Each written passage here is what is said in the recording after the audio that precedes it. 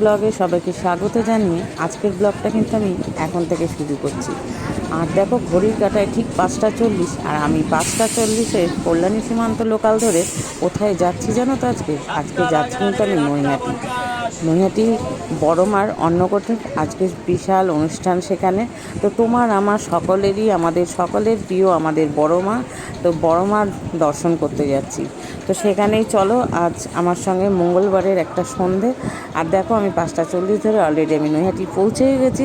আর দেখতেই পাচ্ছ নৈহাটি একেবারে মার অন্নকূট উপলক্ষে নৈহাটি সেজে উঠেছে, খুব সুন্দরভাবে সেজে উঠেছে। তো চলো ধীরে ধীরে মায়ের মন্দিরের দিকে এগিয়ে যাই। আর তোমাদের তো বললাম আজকে তো বড় মার অন্নকূটের অনুষ্ঠান, তো সেই উপলক্ষেই বড় মার দর্শন করতে এসেছি। আর সন্ধ্যা আরতিটা দেখে তোমাদের সঙ্গে সেটাও শেয়ার করব। আর মায়ের দর্শন করার পর আবার একটু ফেরিঘাটে যাব, আর ফেরিঘাটের থেকে মা গঙ্গার দর্শন করে আমি তারপর বাড়ি যাব।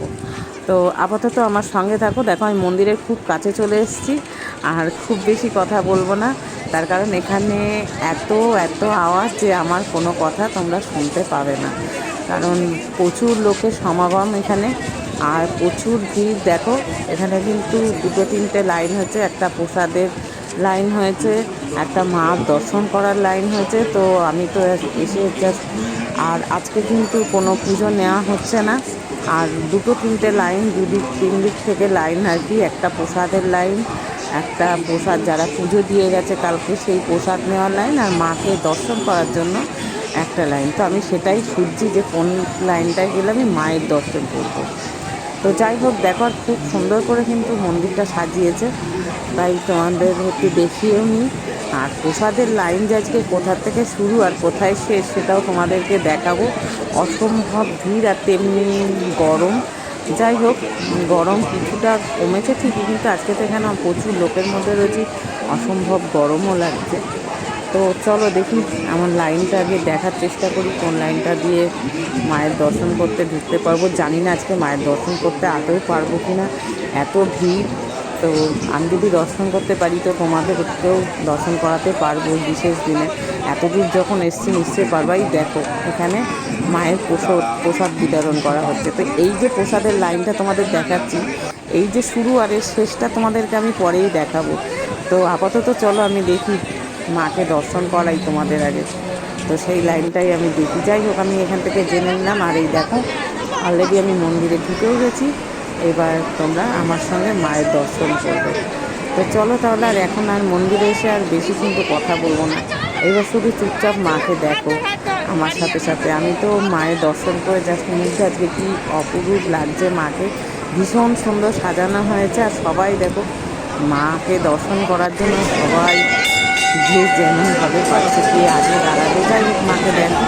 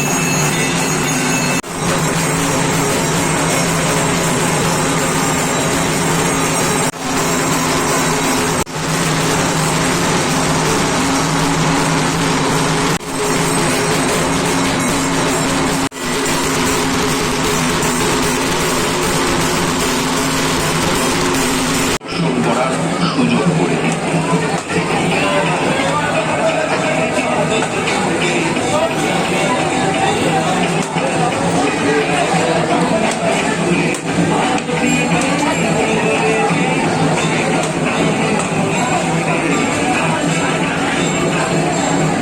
3টের পর থেকে বড়মার ভোগ বিতরণ করা হবে। নির্দিষ্ট লাইনে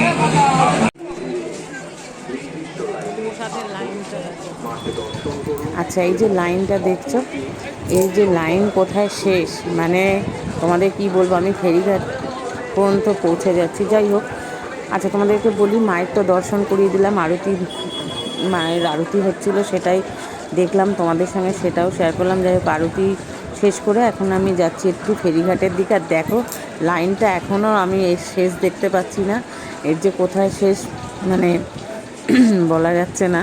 যাই হোক, যেতে যেতে দেখো দেখছি একদম আমি ফেরিঘাটে প্রায় মুখের কাছে চলে এসেছি, তখনও মানে লাইন শেষ হচ্ছে না।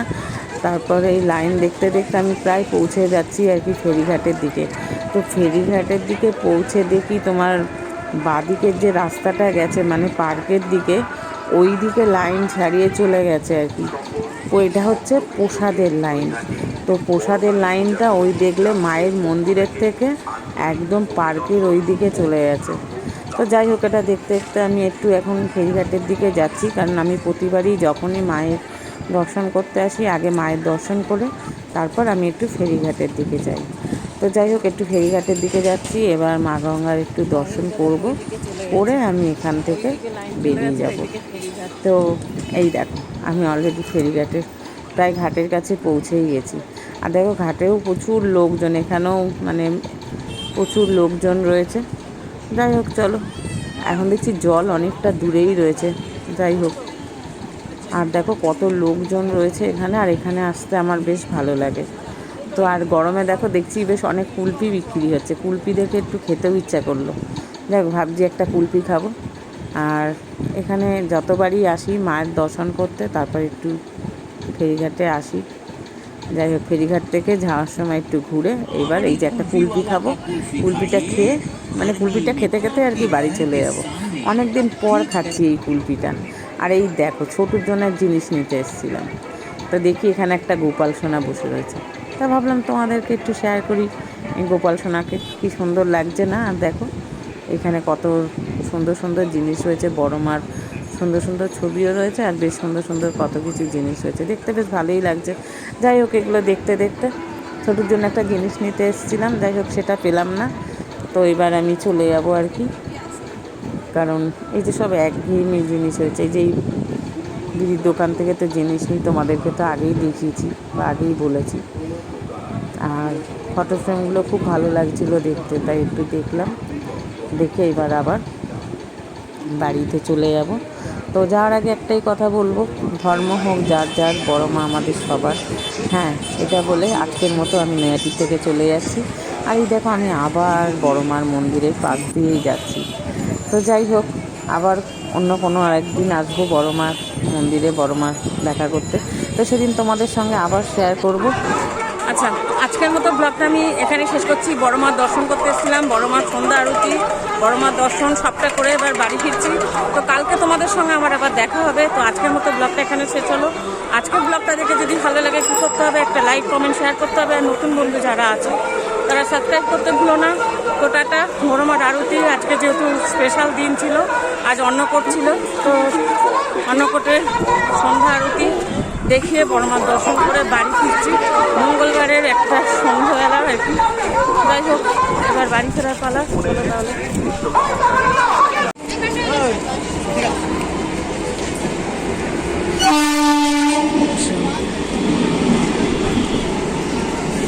চলো, আমার ট্রেন ঢুকে গেছে।4, 3, 4, 8,